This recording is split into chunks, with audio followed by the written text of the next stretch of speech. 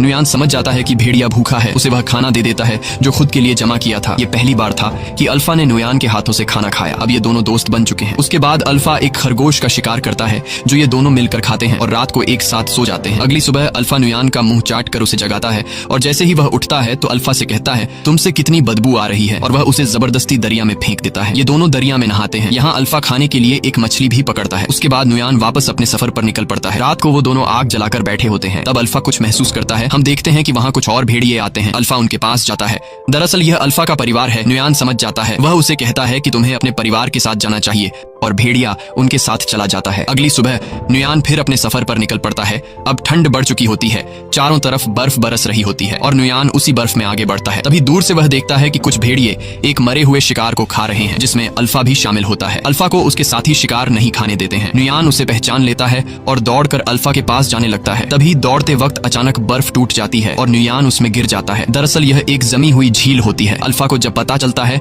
तो वह उसकी तरफ दौड़कर भागता है। वह उस बर्फ को कूदकर तोड़ने की कोशिश करता है, लेकिन बर्फ की परत काफी मोटी होती है, इसलिए वह इतनी आसानी से नहीं टूट पाती। पानी के अंदर नुयान की सांसें फूलने लगी थीं। फिर वो जैसे तैसे करके अपना चाकू निकालकर बर्फ की परत को तोड़ लेता है और पानी से ऊपर निकल आता है। और अब एक बार फिर से ये दोनों मिल चुके हैं। नुयान ठंड से बचने के लिए जल्दी से आग जला देता है और अपने कपड़े उतार कर शरीर को गर्म करता है। फिर अगली सुबह अल्फा को साथ लिए नुयान अपना सफर जारी रखता है। थोड़ा सा आगे चलकर उसे एक आदमी दिखाई देता है, जिसे देखकर वह बहुत खुश होता है। लेकिन जब करीब जाकर देखता है तो पता चलता है कि यह आदमी ठंड से जमकर मर चुका होता है। ये देखकर उसे बहुत दुख होता है। उसके बाद नुयान उस आदमी के टेंट के अंदर चला जाता है, लेकिन वहाँ उसे कुछ भी जरूरत का नहीं मिलता। जिसके बाद नुयान उस आदमी का तीर कमान ले लेता है और आगे बढ़ने लगता है। तभी वह देखता है कि उनके पीछे लगड़बग्घे उनका शिकार करने के लिए आ रहे हैं। वो दोनों अपनी जान बचाने के लिए दौड़ने लग जाते हैं और एक गुफा में घुस जाते हैं। वो लगड़बग्घों से तो बच जाते हैं, लेकिन अब वो उनसे भी खतरनाक जानवर के घर में घुस गए थे। दरअसल यह गुफा एक ब्लैक पैंथर की होती है। तभी ब्लैक पैंथर नुयान पर हमला कर देता है, लेकिन उससे पहले कि वो नुयान तक पहुंचे अल्फा उस पर हमला कर देता है। जब वह दोनों लड़ रहे होते हैं तो इस बीच नुयान अल्फा को कमजोर देखकर